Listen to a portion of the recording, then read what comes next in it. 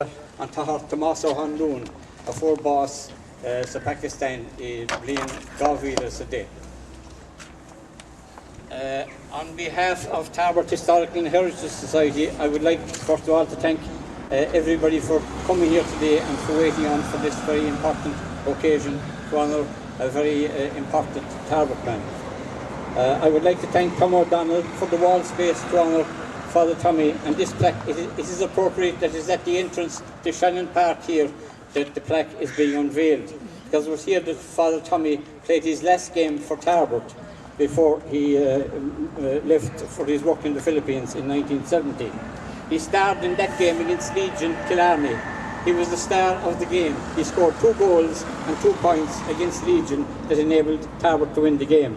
Digressing a little and talking football, Tom O'Donnell's uncle, Jim Timbertoes Wren, I needn't explain why he got the name Timbertoes, brought the first All-Ireland senior medal for Kerry to Tarbert in 1904 against Dublin.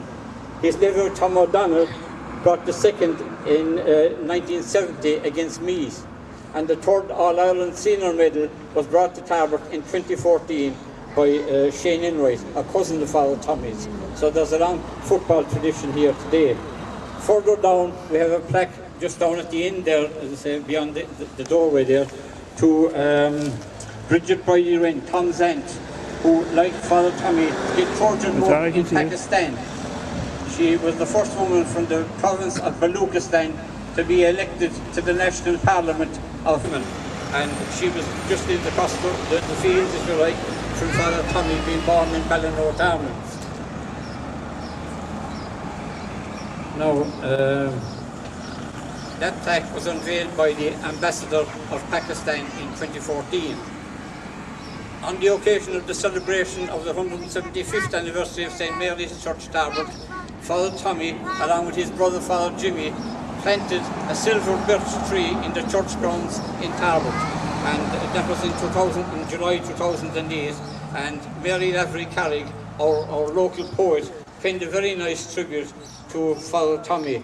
And I will now, you can follow it on the handouts there. I will now call on Mary Lavery Carrig to recite that lovely tribute to Father Tommy. Thank you, Patrick. Oh, you have the mic, you're right. Father Tommy, there you stand, gleaming in afternoon sunshine. It is summertime now, and Father Tommy is home. Dennis clasps a shovel in each of his hands. You were chosen, Father Tommy, to take command. Reaching out for the shovel, you extend your smile and inquire if the shovel might be brand new. ESB yard, never used, came a quick reply. A glib of hair falls over your brow. Glints flash from your flashing eyes. You lower your back and go to work. Around you, a Tarbert fraternity stands, gathering and gathered on chapel ground. We sense the lightness and mirth of your infectious glee. Hearts gladden, sure, aren't you at ease with the digging? You spent a lifetime digging with the power of your hands, with what spilled from your pen, with lilting words that dripped from your lips, with well-planned silence and a firm stare.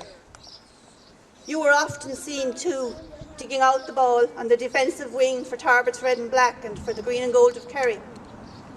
You were an able man, digging out dark turf and carrying it home to Duncaha. Forever challenging, forever challenged. The digging you loved best is the digging around all human hearts. Isn't it this you prefer best of all? You stand erect and we applaud. A silver birch is planted now and sunlight falls on a sapling tree. Isn't he stone mad for Tarbert all the same? A man by the chapel gate declares. Eyes on Father Tommy. The man talks to himself as all observing upturned faces seem to shine. Your poise exudes immeasurable pleasure. Your years and decades bear ample fruit in Dalgan, England, the Philippines and Pakistan. Here at home in Tarbert, familiar faces shine on still. I ponder and linger with the flowering thought of all the Tarbert firesides, all the chats, and your steady gaze, mug of tea in hand. They love a great occasion to celebrate the life and memory of Father Tommy. His sudden death, of course, was a great shock to all of us, especially the family. So it's great that we have some commemoration today in his memory. Now, it's 15 years dead today. Yeah, on Friday anyway. So I thank the Heritage Society for organising this, and thank Father, the priest, Father Looney, for being here today, and Father John Ahern. And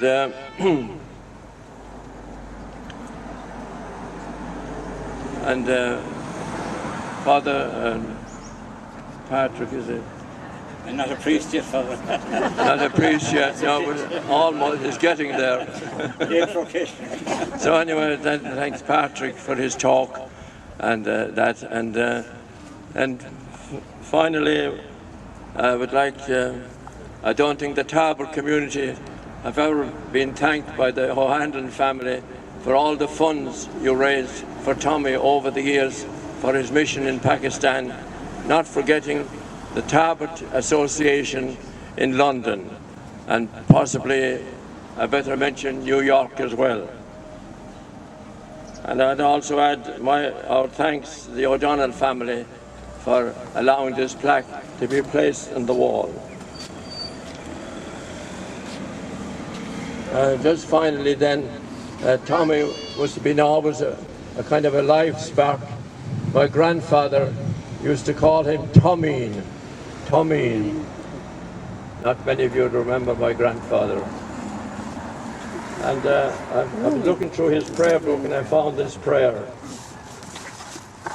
Blessed are you, Lord, God of all creation. Through your goodness we live in this land that you have so richly blessed.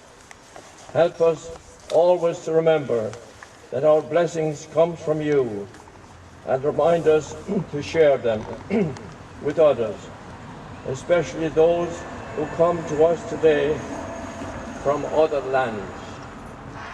Dear Lord, inspire us to respond justly and generously to your teaching. I was a stranger, and you made me welcome. Thank you. Thanks, Father.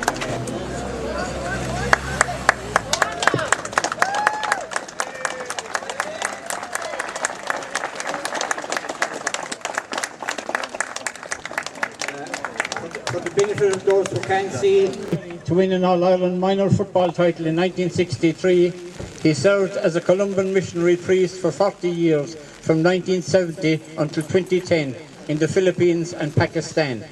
He died on the 6th of June 2010 and is buried in Lahore, Pakistan. He was passionate about justice, which in later years evolved into a passion for the care of the earth, the Columban Fathers, erected by Tarbert Historical and Heritage Society in 2025. And I'd like to thank the anonymous donor who donated the plaque and who wishes to remain anonymous. He was a great admirer of Father Tommy's. So that's the... Jimmy, Paddy, Johnny and Tommy-O, as we call him. We call him Tommy-O. Tommy-O, we always called him. So he was a year after me in Brendan's. Paddy Kennelly was in his classes. Paddy's here. Tony Barrett, Tony Behan, mighty men from this part. The Field Rangers and the Shannon Rangers. They were unbeatable, those lads, believe you me. So I played many games with and against Tommy. and as Croke's minor secretary in 1961-62, with many challenge games with the same senior team, believe it or not, and Tommy was the man with the unmistakable kitog. Isn't that right, Paddy? He walked with a kitog, and he was unbelievable as an athlete for Tarbert, Shannon Rangers, for the St. Brendan's, for Kerry, and for Dalgan Park. They had a great football team in Dalgan Park. They came to Maynooth every Easter. We didn't get home Easter holidays that time. They came to play Maynooth, and that was some game, let me tell you. So I'll tell you, I'd just delighted to be here there for remembering football. But as a foreign missionary, as John Herden is with me here, you see Father Jim and Father John signed up for the English mission. Father Hussey, whose Golden Jubilee is today, and myself, Father Phil O'Connell, signed for the Kerry mission. But Father Tommy signed for the Far East. The Maynooth mission to China, to give it its full. The Maynooth mission to China, founded in 1916. And Tony Barrett was our time a year after me. He came to Maynooth in 63, but was not allowed out to play for Kerry. Tony was captain, Larry Petty, he was your captain, but he was on retreat with us. But the great Larry Stanley of Kildare, imagine this, his nephew was the carpenter in Maynooth, and he would put on the wireless out loud for us in solemn silence to listen to the match in Croke Park while we were on retreat. So while we weren't able to be at Croke Park, we could listen in to the matches. That's a fact. So Tommy went to Dalgan and did his retreat. Dalgan gave him permission to come home for 1 week to train with the Kerry Miners. He went on to Croke Park, and captain Croke Park that day, as we know, they hammered Westmeath in the final. Absolutely, we won't even get the score now, because I tell you, it might be some Westmeath, I wouldn't like to.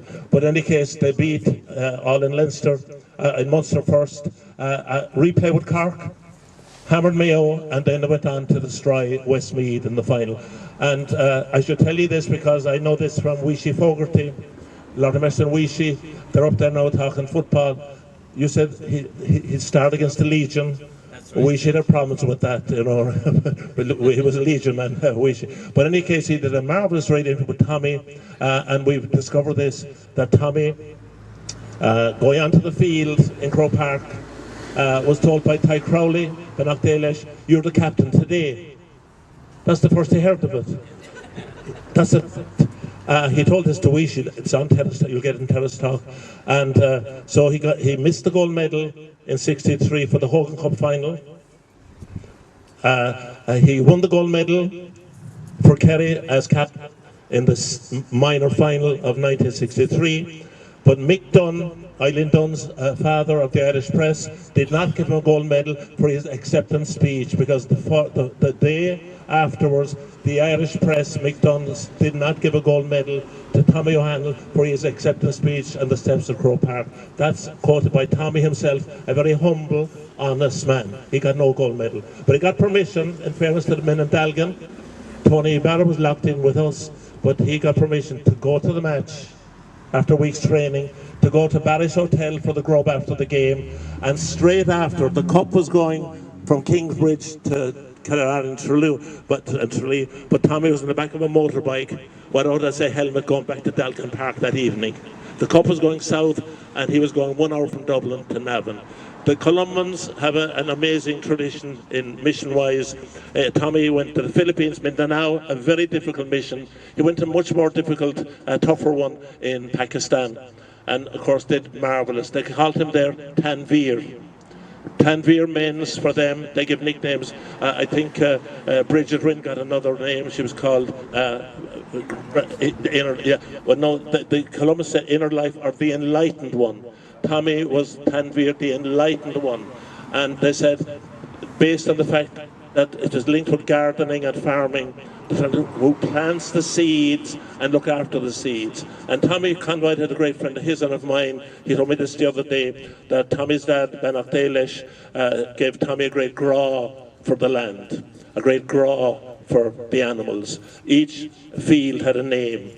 In Duncaha, each animal had a name. There was a great personal connection with nature and creation. Tommy brought that to his missionary work, and so they recognized that in him, the people of Afghanistan, who accepted him as one of their own, you know. So I think that's very important. And I just now like to maybe conclude by saying, and I read this at the Caravan at the time, that when Tommy was laid to rest in Lahore, near his friend Father Pat McCaffrey, who died just before him, I knew some of the other missionaries there, Jimmy Fleming, who's still to the good, Castle Sean Rainey from Derry, who's gone to his eternal reward. They're great missionaries to work in those places. But I believe when the family went out, Ned, I think, went out, they brought the soil from Duncaha to be placed with his mortal remains, and the Kerry-Gansey, is that right, was Ned? The Kerry-Gansey went down with him.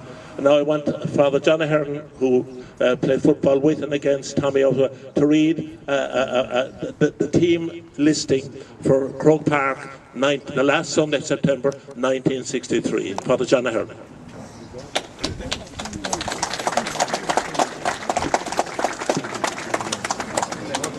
That's okay. The man beside me, Father James, we started in St Brendan's together one September evening in 1954, and our time in England, we were very close to one another. He in Nottingham and me in Salford, Manchester. But going back to Tommy, I never reached the heights that Tommy and Paddy Kennelly and Eamon O'Donoghue reached. But Tommy was a precocious talent, as was Paddy Kennelly, because we got to the Crown Cup final of 1960. We were beaten, hammered off the field by Cultry 3. But the precocious young Tommy O'Hanlon was on the team, and I must admit I was in much help then, because they ran through us. But then I followed his football career very closely, and 1963 he came on as a sub in the Munster final against Cork, the replay. Paddy Kennelly was in the first game, and then he came on, he was picked on the team to beat Mayo, and he got the goal that really sealed the deal that day against Mayo in the semi-final. And then, as Tom said, from Dalgan, came out in 63 because Tony Barrett couldn't get out a minute. Dalgan were always ahead of minute anyway. He couldn't get out a minute, and Tommy took the cup. But I think he wasn't the first to do that from Dalgan. One of the Maguire brothers at Cavan in 1952, Cavan's last All-Ireland, and he got the direction as comes close to the final whistle, be near to the exit at the Cusick stand, because you've got to be packed for Vespers. Can you imagine? Anyway, Cavan won it, and there was no way Tom Maguire was back for Vespers. But Tommy's football career was really a stellar one, considering that he emigrated so early. But here we have the team of, just another little thing, Dennis O'Sullivan, who was known as Dennis Baldy. He was one of the stars at midfield. But I was with him last week, and 2 weeks ago, and he says, I ask you a sporting question. What does Dennis Baldy Sullivan, Dennis Law, and George Best have in common? Jesus, that's a big one. He says, the three of us played in Wembley, and the three of us scored a goal. So some night in the pub, you can bring that up.